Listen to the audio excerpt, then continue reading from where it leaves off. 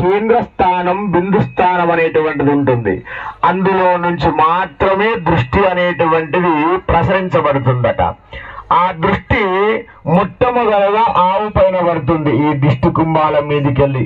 కాబట్టి ఆ దృష్టి స్థాపన చేసేటప్పుడు మరి శిల్పాన్ని చేసినటువంటి శిల్పాచారి గాని, ఇంత పెద్ద ప్రతిష్టాచారులు గాని, వేదాన్ని చదివేటువంటి పురోహితులు గాని, దేవాలయాన్ని నిర్మించినటువంటి దేవాలయ వ్యవస్థాపకులు గాని ఎదురుగా ఉండడానికి అవకాశం లేదు.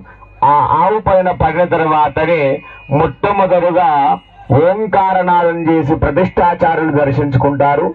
ఆ తర్వాత ఋత్వికులు దర్శించుకుంటారు. ఆ తర్వాత దేవాలయాన్ని నిర్మించినటువంటి వ్యవస్థాపకులు దర్శించుకుంటారు.